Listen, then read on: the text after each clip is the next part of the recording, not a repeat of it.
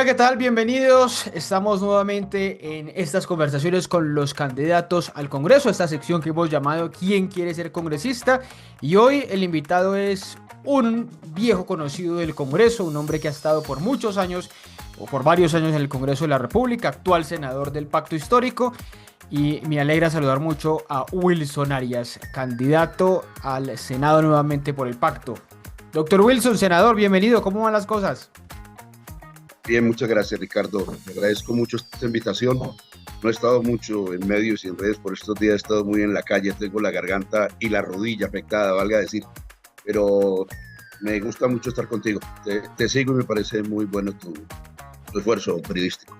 Pues señor, muchas gracias por seguirme y pues vamos a hablar de muchas cosas, muchos temas que están pasando por estos días, pero quiero empezar preguntándole por esos recorridos, esa campaña, cómo va, dónde la está haciendo, cómo es ese proceso de volver a hacer campaña nuevamente. Esta, Ricardo, está muy rica, muy particular. Quiero Sí. decir que yo he hecho varias campañas, he perdido varias además. Creo que se gana mucha experiencia perdiendo campañas también. Y he pues, estado en la vida pública durante un largo periodo. Encuentro, te digo, Ricardo, pues no, a mí no me gusta chicanear con esto ni tener un tono triunfalista, no es muy recomendable, no le recomiendo a mis compañeros de triunfalista. Hay que como que justipreciar el momento, ¿no? No menospreciarlo tampoco. Encuentro un respaldo supremamente grande, Ricardo, es una novedad muy grande. He estado en el Valle del Cauca, donde al parecer la favorabilidad es enorme, Ricardo. Eh, Estuve también en el eje cafetero, Sí. una zona godita. Estuve en Manizales, estuve en Pereira, pasé un poquito por Armenia, en sus reuniones con los jóvenes, mucha calle, mucha calle. Estoy un poco enfermo de la rodilla porque tengo los meniscos en la reforma laboral y eso fue 2 de julio y desde entonces no me he podido hacer cirugía por razones del trabajo legislativo.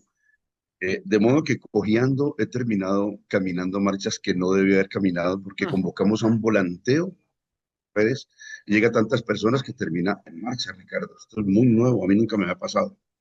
Estuve en Bogotá, estuve en Soacha, bueno, estuve en varias partes. Esta semana regresé a Cali, he estado mucho en Cali, mucho en el Valle del Cauca, norte del Valle. Voy a Villavicencio próximamente porque ya tengo digamos, un debate común sobre el tema de la extranjerización de la tierra y el aprovechamiento irregular de los baldíos.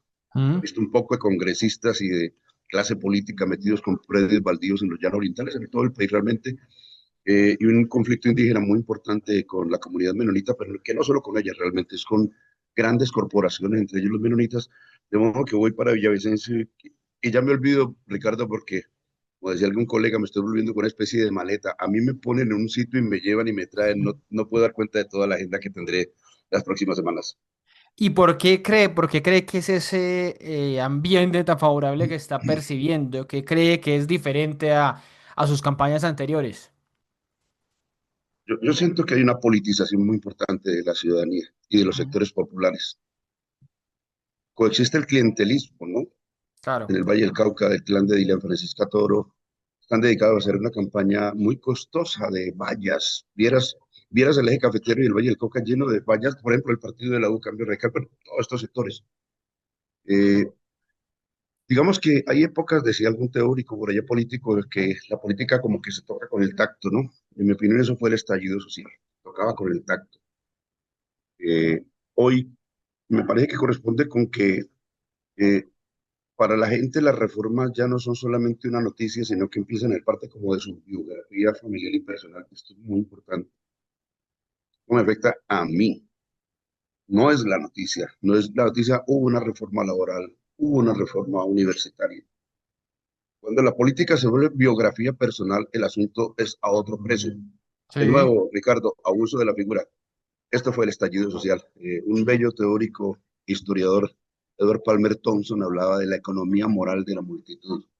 Como habían economistas políticos, la multitud que no es especialista, entonces no hace economía política siempre, y menos lo clásico de la economía, hace algo como economía moral, es decir, sabe de lo que es justo o injusto, de lo que es legítimo o ilegítimo.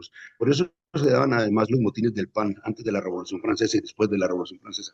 Pura economía moral, la gente sabe lo que está bien y lo que está mal. en materia económica, y lo siente y le pone una cuota moral. Yo creo que hay un poquito de eso, la gente siente en el estallido, en el COVID, eran días de una trascendencia humana enorme, de recordar a Ricardo, ¿no? Que la reforma tributaria de esa época estuvo muy anotada como biografía personal. Mi Total. familia se afecta, el pan de la boca, la sopa que tengo servida se afecta por esta reforma. Un momento que me ha devanado mucho los sesos, querido Ricardo, porque lo viví muy intensamente el estallido en Cali. De modo que creo que hay un poquito de eso. ¿Qué pasa con el obrero que le suben el salario? Mira, me decía un vigilante cerca de la unidad residencial donde yo vivo, que me saludan, me he vuelto algo ahí como el rey de los vigilantes con la reforma laboral, me quieren mucho. Entonces me decía, Wilson, yo, que además me dicen Wilson, me gusta mucho en Cali, los vigilantes y los trabajadores. Wilson, yo antes iba con la niña al centro comercial de allá a la vuelta el domingo a comer helado. Ahora le puedo comprar zapaticos a veces. Casi lloro. Es biografía personal de una reforma. Esto no es una noticia. Y esto, querido Ricardo, la derecha no se da por enterada, no se ha notificado. Para no entender, vuelven a las propuestas de regresar a lo anterior. ¿Te imaginas, Ricardo? Regresar a lo anterior, esto se vuelve imposible ya. De modo esto un poquito para ejemplificar lo que creo que está pasando y claro, se traduce en política. Yo creo que la gente va a votar con nosotros, no con una gran conciencia ideológica, Sí. aunque también está entendiendo la política distinto. Esto, cuando ese vigilante puede comprar, sabe que está activando la demanda. Eso es Keynes en la cabeza de un vigilante. Pero creo que no es la gran conciencia tampoco, es de una mejor ilusión de que ideológicamente no está leyendo a Gramsci y cosas de esas, No, no, su día a día, su día a es día. su día a día Mm. y ese Sí, día es total. mortal en la política. Yo creo que eso está muy implicado, querido Ricardo. Yo estoy impactado con lo que está ocurriendo en la política y ya veremos cómo se dan los guarismos electorales. A ver, Óigame, usted me mencionaba ahorita un tema que es el del clientelismo, el de las maquinarias, que está muy presente pues en las elecciones, sobre todo al Congreso, que ahí pesa mucho la maquinaria, por supuesto la ideología y la opinión pesa mucho más. Pero quisiera preguntarle, yo digo, usted es el senador de izquierda más votado en el pacto histórico y lo pongo en esos términos, pues porque usted tenía a su lado compitiendo a otros compañeros del pacto que no son necesariamente de esas luchas históricas de la izquierda, pero que aportaron ahí maquinaria. ¿Cómo lee usted esas maquinarias, esos candidatos de maquinaria dentro del pacto como Pedro Flores, como Patricia Caicedo, como Laura Humada, que quedan posicionados muy arriba en la lista, pero que no hacen parte de esas luchas históricas de la izquierda como lo ha hecho usted, por ejemplo? yo pienso que este proyecto político está en un nuevo momento muy distinto. Es un partido naciente realmente, Ricardo. Mm. Es una especie de neonato dentro de la política, ¿cierto? Frente a los partidos centenarios que tenemos, el nuestro es un partido neonato. Y en esas primeras de cambio, digamos que no tenemos, digamos, tal vez la sociedad francesa entienda un poco más esto, una república parlamentaria donde vos nombras un parlamento y ese parlamento nombra un primer ministro. Aquí Sí. al revés. Y nombramos presidente, el presidente tiene que armar la coalición y eso es radicalmente distinto. En términos de la cultura política, da para que inclusive no se comprenda bien que en todos los países se deben armar coaliciones. De hecho, el bipartidismo fue una especie de coalición eterna del 50 y 50, digamos, muy burdo para la época, ¿no? Mm. Y con mucho le deben usar, pero ese espíritu del bipartidismo hablaba un poco de la necesidad de coaligarse aún tan adversos que se estaban matando en la calle y hacer el Frente Nacional.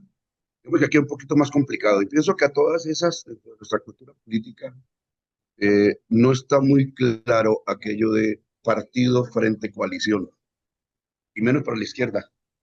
Este partido neonato, querido Ricardo, pues tiene 4 años de gobierno y no sabemos gobernar además. No, no, si no chicanían lo otro, menos ahora. Me siento mucho más persuadido de tener mucha modestia en esto.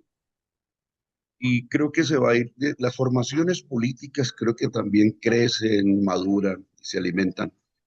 Eh, Esto es un modo de decir que, desde luego, yo prefiero un proyecto político más decantado, pero reconozco que a esta hora el proceso tal vez vaya configurándonos como fuerza política. Somos proceso también, ¿no? Nosotros somos proceso, no algo acabado. Eh, y esto también un poco para anticipar, para decir, ponerle cascabel al gato, esto también tiene implicaciones en nuestro ejercicio político, ético, político, digamos. Lo he resuelto un poco diciéndole a mis amigos que yo quiero hacer parte de una especie de ancla de izquierda de una nave que tiene una parte derechosa, ¿vale? Eso fue el pacto histórico anterior. No quiero ser desdeñoso, que yo recibí bien que Roy Barrera estuviera con nosotros, y las fuerzas liberales, socialdemócratas, que son de cultura muy distinta a la nuestra, Ricardo. Claro, eso le decía. Una tradición grandemente distinta. Y fíjate tú, creo que ya Roy Barrera está en otro empeño dentro del frente, donde creo que debe darse. Hay izquierdas que no son solamente, digamos, una izquierda, ¿no? Una gran carpa de izquierda, eventualmente dos, seguramente, y que espacio para sectores, digamos, centristas, socialdemócratas, para ir de Gomera. Bueno, hay una especie de atipicidad colombiana, pero eso es otra historia. También tenemos un sector, digamos, muy agresivamente derechista, que nos ha de tomar precautelaciones también, ¿no? Yo no sé, el Bukele colombiano, como quieran llamarle, la suerte de este país podría ser la del abismo, de modo que creo que eso explica también lo que no son devaneos, sino tácticas de acercamiento a sectores socialdemócratas que reconozco tienen tradiciones muy distintas a las nuestras. Y creo que eso hace que, digamos, hay cierta porosidad partidaria que permita que deambulen de un lado a otro algunos sectores que no pertenecen a nuestra tradición política. Senador, hablemos unos minutos sobre, en esos momentos que estamos grabando, se conocen algunos detalles por cuenta del presidente Petro, de su rueda de prensa y demás, de la reunión entre él y el presidente de Estados Unidos, Donald Trump.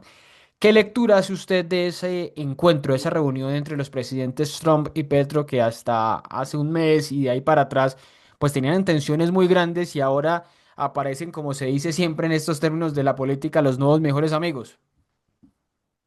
No he podido dar tanto alcance, querido Ricardo, porque el país está enterado de que nos anularon la lista del Valle. Sí, Tengo la garganta cansada porque he estado en varias marchas. La gente se salió a la calle, Ricardo, y me imagino. tuvimos varios momentos pues, muy importantes de la política. Y Dios deja que se viva en la calle también, Ricardo. ¿No? Pero sí ha trascendido, digamos, desde una postura que le da trascendentalidad y otra que está un poco llena de hilaridad, que reconozco que hay lugar a la hilaridad desde el ángulo que ha señalado, de ir dos personas tan caracterizadamente contrarias y que además se han dicho tantas cosas. Que resultan ahora, lo ponen en términos de mejores amigos, pero sí, mm, yo pienso que el Petro estadista se superpuso sobre el Petro, digamos, militante, y Mm. debo reconocer que yo me sentí muy atraído por esas frases altisonantes de Gustavo Petro, al punto de tener que hacerme una autocrítica. No pretendo que sea así. Yo creo que la personalidad política de un estadista tiene esa complejidad, ¿no? Maquiavelo tal vez bien lo señalaba un poco. Esto es el Petro de una tradición política que además está muy concernido, querido Ricardo, en asuntos como los de Gaza, por ejemplo, de Palestina. Eh, yo creo que Petro se ha conmovido mucho con eso. Nosotros los viejos izquierdosos, Ricardo, muy joven, los tema de Gaza, yo era joven cuando demonizaba por Gaza en la juventud comunista, ¿no? Que digamos que esa impronta política hace, nos revela un Petro muy, muy firme, pero que además creo que prestó un servicio enorme. Yo creo que la flotilla no hubiera caminado lo mismo sin el antecedente colombiano, y me siento muy orgulloso de poder decirlo. Fue el primero, fue pionero realmente en la condenación del genocidio. Ahora, cuando tenemos derechistas que lo niegan, Ricardo, esto es una tragedia, ¿no? Eh, Más se empina la figura de ese Petro, pero a la hora de nonas, cuando tienes que tratar de resolver un conflicto tan importante con una potencia como esas, aparece el Petro estadista al que también le vale la inteligencia, ¿no? El Petro sarcástico que su corazón se le sale en una calle por allá en Estados Unidos, a este Petro cuya inteligencia le da para llegar, digamos, a procurar acuerdos. Petro ha sido lo uno y lo otro, ¿no?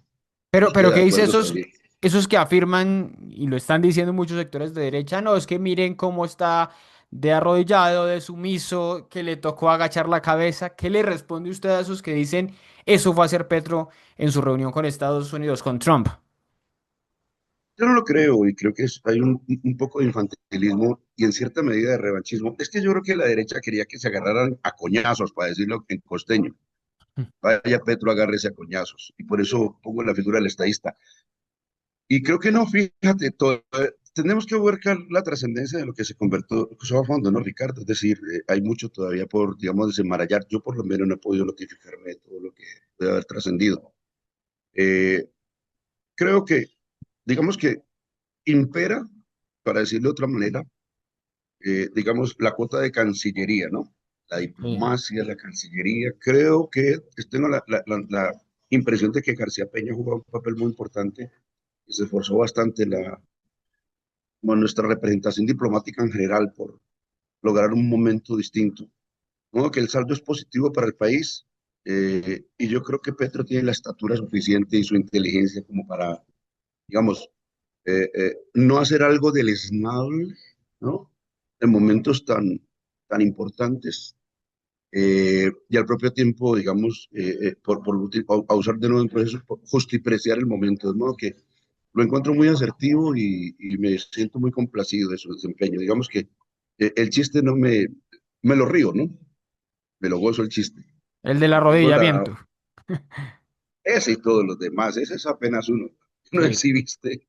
En todo caso, los memes muy inteligentes por estos días digamos, la inteligencia artificial por eso, pero el meme circulando muy simpáticos. Este tal fue uno muy popular, un güey de un pollo y una gaseosa colombiana servidos a la mesa. Se ha vuelto muy viral y verdad que me produjo hilaridad porque es como la inteligencia popular vuelve broma a todos estos asuntos. Yo me la gozo, Ricardo. Inclusive los buenos chistes contra mí me gustan mucho, Ricardo.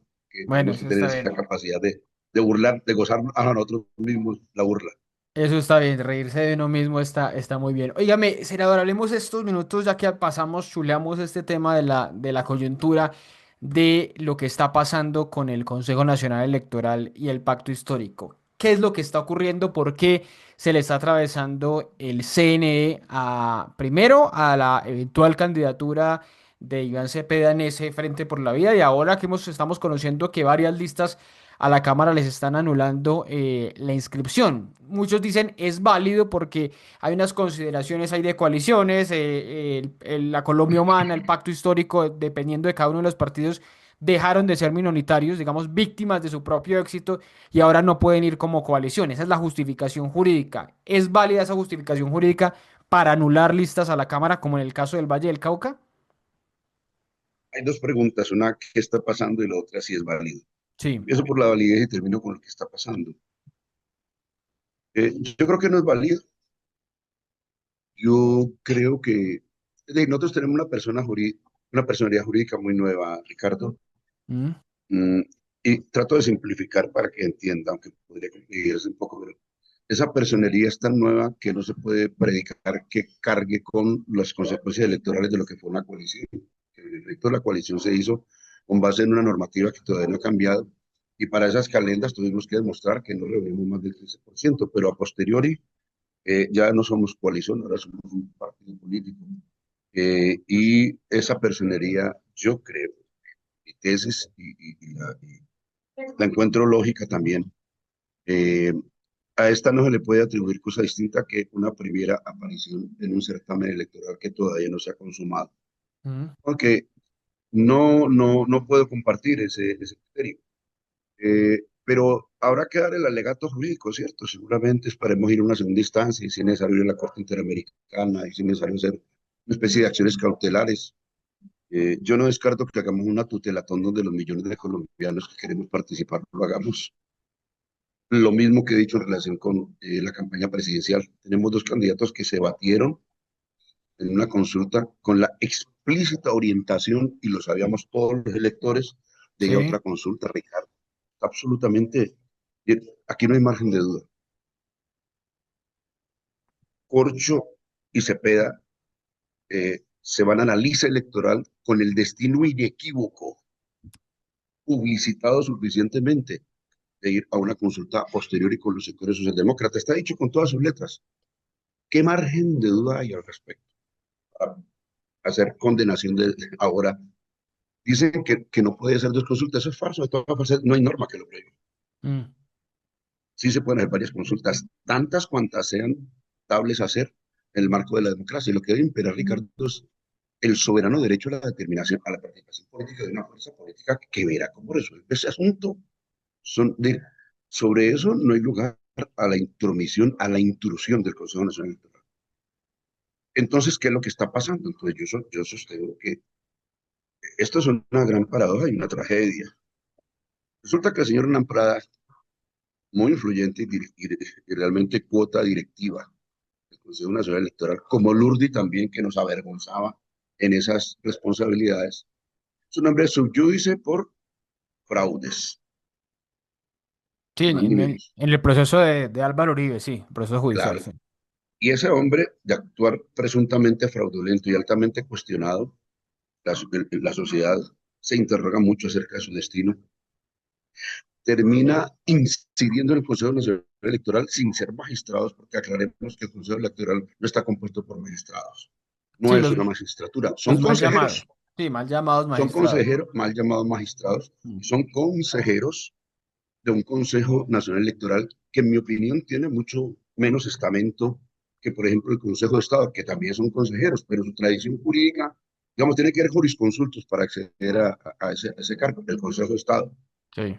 No alcanzan tampoco ellos a denominarse magistrados. Lo menciono para decir que atribuirle a ese hombre, un parlamentario bastante mediocre y bastante cuestionado, la condición de magistratura para explicar que ahora Cepeda quedó en sus manos, por Dios. Ahora, lo segundo es que quién produce el acto, digamos, la confrontación jurídica que lo tiene subyúdice. Iván Cepeda, nuestro candidato presidencial, y ahora Iván Cepeda queda en manos de aquel quien no tiene ni la gallardía ni comprende la dignidad del cargo para declararse impedido. Lo mínimo, Ricardo, es que por dignidad propia se declara impedido en relación con este tema. No, Mm. estamos en manos de un hombre de esa catadura. Entonces, lo que hay más de fondo es, digamos que los sectores de la corrupción han ido haciendo una captura instrumental de los partidos y una reconfiguración cooptada del Estado. Esto solo provoca de Luis Jorge Garay.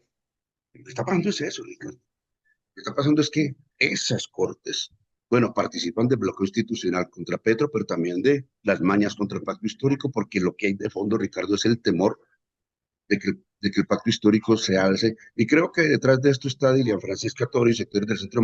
Aquí en el Valle del Cauca, digamos, hay unos sectores en franca descomposición, Mm. una especie de detritus político del Valle del Cauca, para decirlo de otra manera, que conspira contra nosotros. Eh, eh, eh, yo le decía en el meeting a la gente que Bertolt Brecht, un dramaturgo alemán antifascista, decía que a veces un fascista es un burgués asustado o un liberal asustado. Yo creo que hay sectores de la burguesía del Valle que están asustados con nuestra emergencia, además porque no nos conocen, creo yo, y están dispuestos a jugársela de manera algo así como un aventurerismo ultraderechista. Creo que estos son unos aventureros de la política, que además podrían propiciar algo así como, yo no digo que un nuevo estallido social, pero la gente no está nada contenta con lo que está pasando y tiene derecho a hacer desobediencia civil, inclusive callejera, frente a estos temas. Y más que otra cosa, no, yo no voy a utilizar la jerga que utilizaba Neruda. Por cosas parecidas, Neruda habló de incitación al nixonicidio, ¿no? Es decir, cuando el poder se envalentona manifiestamente con un hecho antijurídico, ¿sí? Esa especie de renuencia a la democracia le puede costar mucho políticamente. Pero, Y en lo pronto, lo que está ocurriendo es que la gente está manifestando su solidaridad y su afecto hacia nosotros. pero digamos, para quedarme ahí con lo de Iván Cepeda, él ya dijo en las últimas horas, si no vamos a la consulta, pues yo voy a primera vuelta firme, digamos, derecho a primera vuelta sin esta posibilidad. ¿Ahí qué pasaría con el pacto histórico? El pacto histórico no participaría en nada, ningún tipo de consulta el 8 de marzo, o se iría con otro candidato, o la recomendación que ustedes harían era desbaraten esa consulta donde están Roy, Cristo y Romero. ¿Hacia dónde iría esa decisión si no hay consulta, como parece indicar con Iván Cepeda? Yo diferenciaría lo jurídico y lo político porque, y además no quiero posar de leguleyo de última hora sobre asuntos que me parecen tan delicados. Que dile a la gente que los congresistas no somos tan sabiondos como a veces creen que somos. Mm. Y es de buen gesto reconocerlo. Yo, por ejemplo, creo que no se podría desmontar una consulta. No sé, tengo dudas de que se pueda desmontar a estas alturas. Creo que hay Sí. unos tiempos, tanto para inscribirse como para usted decir, me niego a participar. Y no sé ese hipotético escenario. Políticamente yo preferiría que no hiciéramos consulta y que hiciéramos un acuerdo político.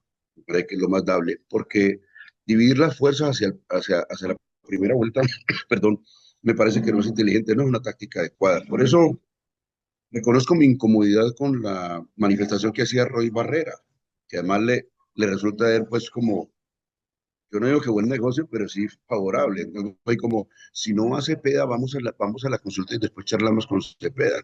Bien, al menos puede tener la gentileza de decir, antes de los sucesos, pongámonos de acuerdo cuál sería el trámite. Y además suele tener una conducta que me parece que, pues que no es como de codepique, pero se toma una consulta y entonces vos ves a a todos esos derechosos poniendo de acuerdo para lo que sea, obran de consumo.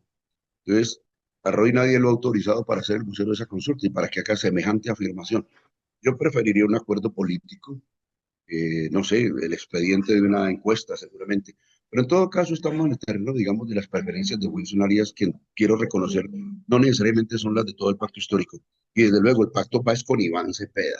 Otras fuerzas políticas, porque me pregunten las dos cosas, está otras fuerzas respetables como la de Roy Barreras y de los liberales, aquellos que conforman, digamos, otras entidades políticas con las cuales aspiramos a coincidir. Son con ellas que haremos el acuerdo, pero yo lo por cuenta del pacto histórico o de un hombre del pacto histórico que da su opinión. Dada tu pregunta, querido Ricardo. Hablemos ahora, senador Arias, de una frase que me decía, me repitió mucho usted al inicio, es el de la biografía personal de las personas, de la biografía personal de la gente, de los ciudadanos, cómo les impacta cada una de las reformas, de los actos del gobierno, pero me quiero detener en uno que es un problema que surge en la realidad de los colombianos por estos años y es el tema de la salud. ¿Cree que la profundización de la crisis a la que apuntan muchos durante estos años del modelo de salud que tenemos en Colombia, que no se ha podido reformar, le puede pasar una cuenta de cobro a ustedes en el pacto histórico por hacer parte del gobierno que para muchos, como le repito, ha profundizado esa crisis?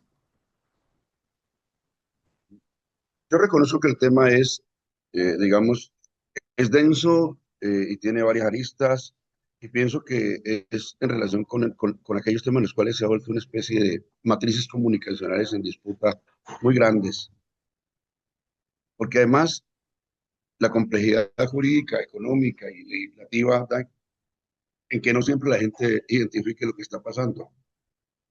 La gente piensa que a ellos lo atiende la EPS, Mm. parte de ahí, y da la impresión de que la EPS es la bondadosa intermediaria que me resuelve los asuntos de la salud e ignoran que el Estado lo financia absolutamente todo y que por una especie de absurdo institucional el Estado le entrega previamente los recursos para que ella los ponga por la naturaleza de la intermediación financiera. Yo creo que concurren varias cosas en la salud que es difícil que la gente entienda, para darte la razón parcialmente, digamos. Esto es, eh, digamos que mientras no se intervenga, ¿sí? Así el Estado tiene la facultad de intervenir en una EPS, y mientras no se intervenga estructuralmente el asunto y se resuelva vía reforma, la crisis va a ser peor.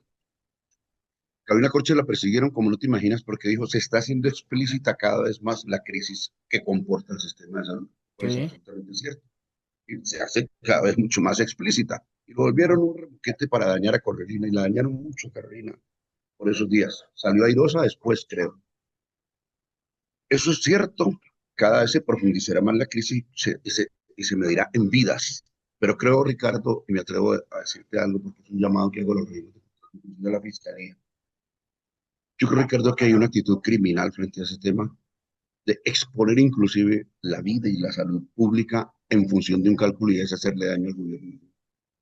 Yo creo que están pasando de castaño oscuro. Eso que ha habido una especie de intención de pánico económico contra el gobierno en varias oportunidades, que se ha vuelto una especie de sabotaje en algunos casos, y en este caso yo creo que puede rayar en lo penal. Deben entregar medicamentos porque lo hemos pagado, Ricardo, se han pagado. Mm.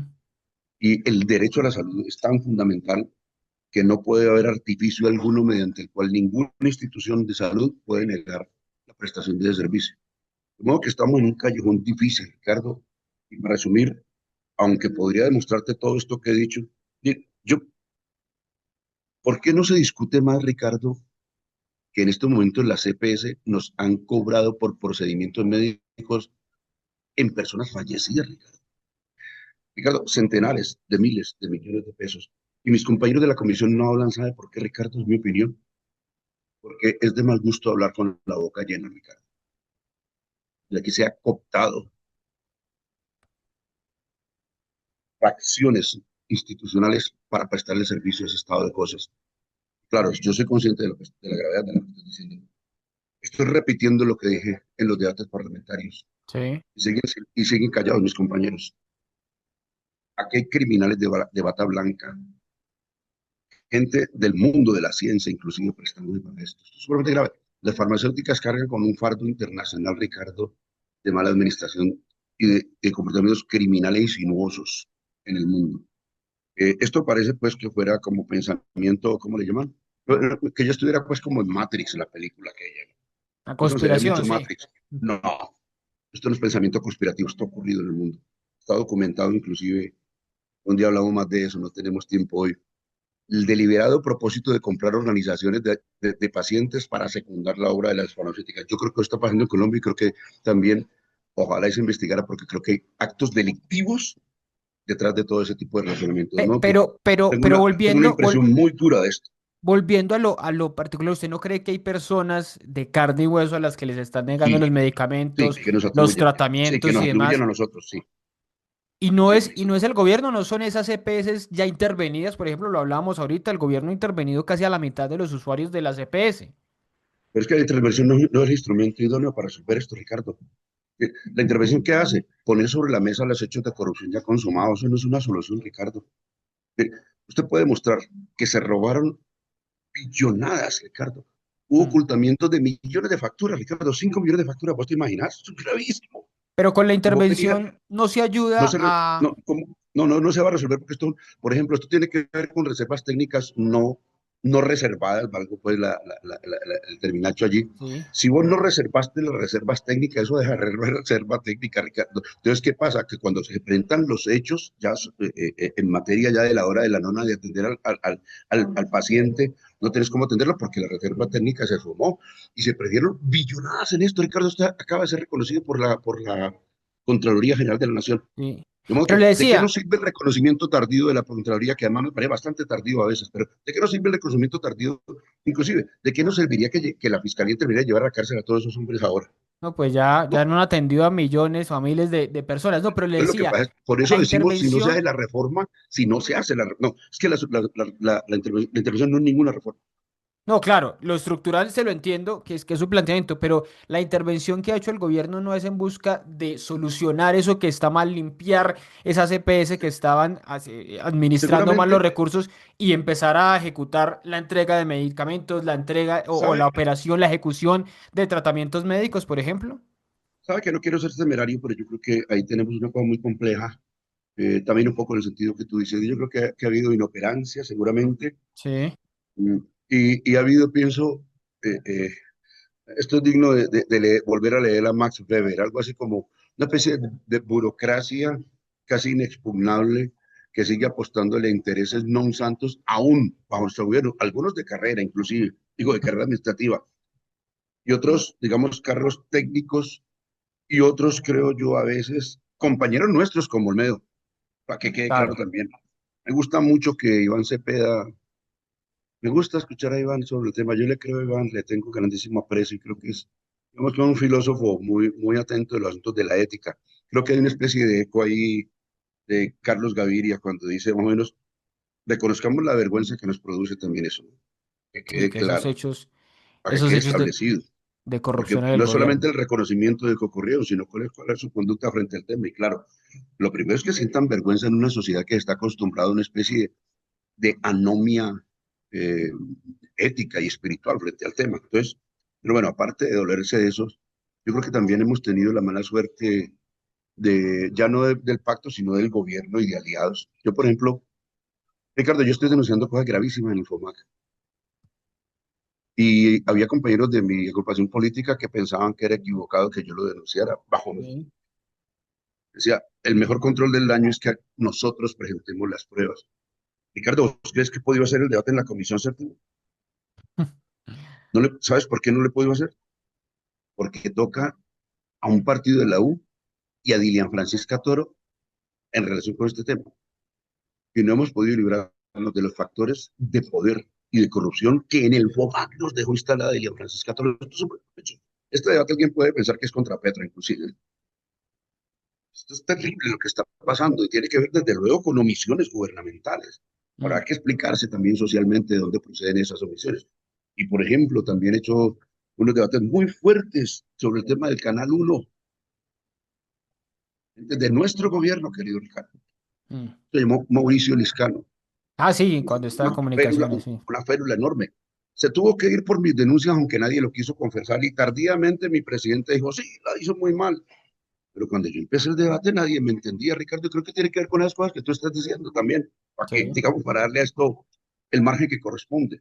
Senador, Sí, hablemos estos minutos ya que para despedirnos de dos cosas. Uno es cómo se imagina o cómo debe ser el próximo Congreso. ¿Cuáles deben ser? Y se lo pregunto muy sucintamente, un par o tres, no sé, cuáles son las reformas que usted se imagina que debe ejecutar el Congreso que llegue el próximo 20 de julio, en el que seguramente usted estará porque está muy arriba en la lista, por supuesto, de una lista como la del pacto.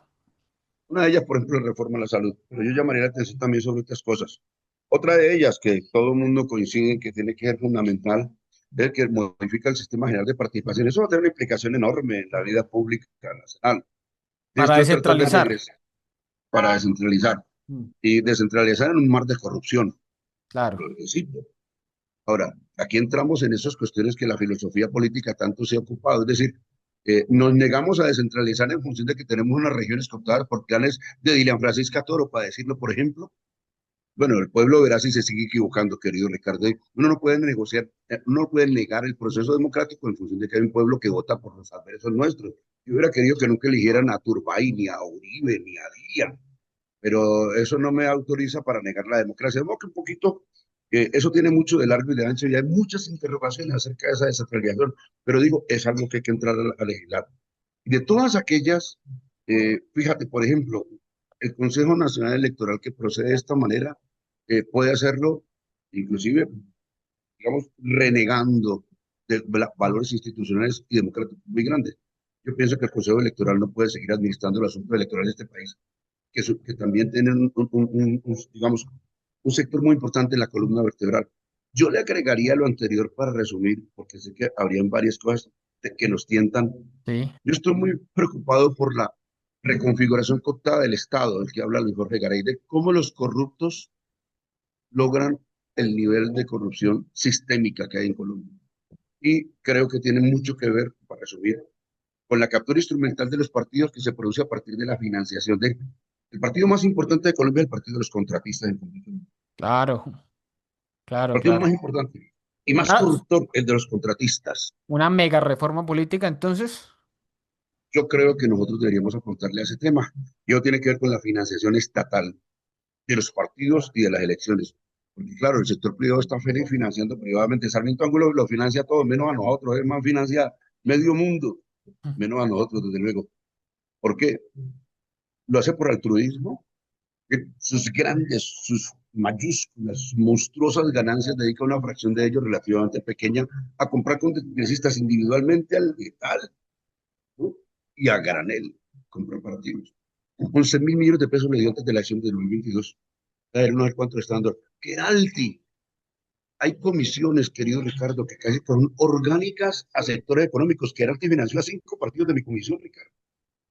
Y no Mm. se declararon, se declaró su impedimento en lo que saben hacer.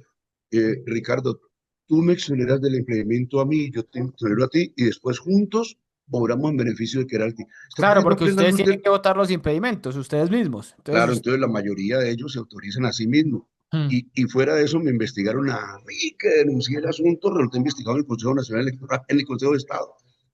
Está el poder de Keralty que yo resulto investigado, querido Ricardo. Eso es lo que está pasando a plena luz del día en Colombia. Esto para mencionar apenas unos hechos de aquellos que me parece que dicen, hablan de la importancia de una profunda reforma política y electoral en Colombia, que no solamente electoral, sino también política, que verse o que le apunte estos asuntos. Hay autores muy interesantes sobre el tema, no siempre suficientemente estudiados, pero pienso que es una pela enorme para darnos.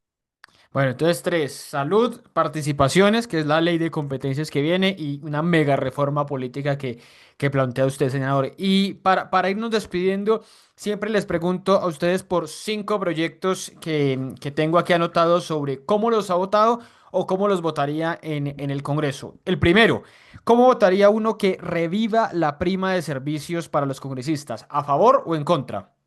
Votaría en contra. Es una prima antitécnica, bien por... algunos han hecho una afirmación que puede tener sentido. Sí, También el modo como quedó no fue un técnico, lo cual yo lo puedo conceder. El parlamentario puede quedar ganando menos que inclusive algunos concejales, por lo menos de Bogotá. Pero es que usted no puede presentar 14 veces el mismo proyecto para que el Congreso se autorreforme y no tramitarlos. Eso es lo que sí, ocurrió. de De modo que acuerdo. merecía se la tienen y se la volvería a votar exactamente igual. Creo que mérito suficiente hay. Bueno, ¿cómo votaría la ley de sometimiento para grupos armados que propone el gobierno para seguir hablando con los grupos en medio de la paz total? Pues lo contrario es de declarar que cerramos las puertas a las posibles negociaciones de paz y yo nunca estaría de acuerdo con eso. Yo creo que esa puerta hay que mantenerla entreabierta. Si bien hemos pecado seguramente a veces de ingenuo o a veces, Ricardo, debo reconocer, estando un poco cerca de los zapatos de aquellos, vos viste el esfuerzo tan grande de Cepeda, inclusive le reconozco a la Forí, fíjate tú, buen sentido en su esfuerzo también. De modo que no creo que sea la hora de cerrarle definitivamente las puertas de la paz en Colombia. Bueno, el tercero, la resurrección del Ministerio de la Igualdad. ¿A favor o en contra? Yo me cuento dentro de los partidarios. El problema de la desigualdad es un asunto que merece, digamos, un dominio técnico muy importante porque es un asunto principalísimo de la sociedad. El cuarto, la reforma a la JEP que ha propuesto varias veces el Centro Democrático, que es una idea de Paloma Valencia, por ejemplo. No, pues yo en eso tengo, yo a veces, no en todo también para aclarar, yo Sí. con Paloma he conseguido en dos o tres cosas, esto es lo más raro del mundo, pues. Pero esta y me declaro en las antípodas del Centro Democrático. Centro Democrático creo que está muy influenciado por aquellos que fueron perpetradores de crímenes de violencia y creo que legisla a veces en beneficio de ellos, de modo que me manifiesto rotundamente en contra de esas ideas. Y el quinto, que creo que nunca ha llegado a Senado, y no sé si en algún momento llegará, que es la prohibición de las llamadas terapias de conversión contra la población LGBTI. ¿Cómo la votaría? Que me den el lapicero para votar en contra de eso. Sí, de las terapias de conversión, pues, además de que requiere tener una especie de sustrato un poco medio feudal, ¿no, Ricardo? Es Pero decir, el proyecto es para prohibirlas. Entonces usted votaría las en... terapias de conversión, por eso Sí, las terapias de conversión tienen una explicación. No, claro que sí, lo acompañaría. Para prohibir sí, las terapias de sí, sí, conversión, sí. que me parece que tiene un sentido democrático y, digamos, humanista supremamente importante, de modo que sí lo acompaño. Pues, senador, ya hablamos de muchos temas, de las noticias del momento, de lo que está pasando con el CNE, que puede ser una revolución lo que puede estar causando. Yo decía en un video que están jugando con fuego porque está muy Están pesado. jugando con fuego, Ricardo. Sí, sí, está muy pesado lo que están planteando, no solo lo de Cepeda, estas listas del pacto. Ahorita estaba leyendo que están pidiendo también tumbar la lista de Bogotá, Cali y, bueno, el Valle del Cauca y Cali, el Valle del Cauca, Cali y Bogotá, que son feudos del progresismo pidiendo tumbar eso. Muy complicado realmente lo que está pasando. Pues, senador, muchas gracias por este espacio, por sus respuestas y muchos éxitos en lo que venga. A ti, Ricardo, y aprovecho para hacerte la cuñita. Yo creo que Ricardo está haciendo un muy buen esfuerzo periodístico y te lo felicito. Me gusta mucho ver a la juventud tan empeñada en estos asuntos. Un abrazo muy grande, Ricardo, a ti y a tu audiencia. Pues muchas gracias y muchas gracias a ustedes por ver, por compartir, por comentar este contenido. Nos vemos en una próxima conversación con los candidatos al Congreso. Chao, chao.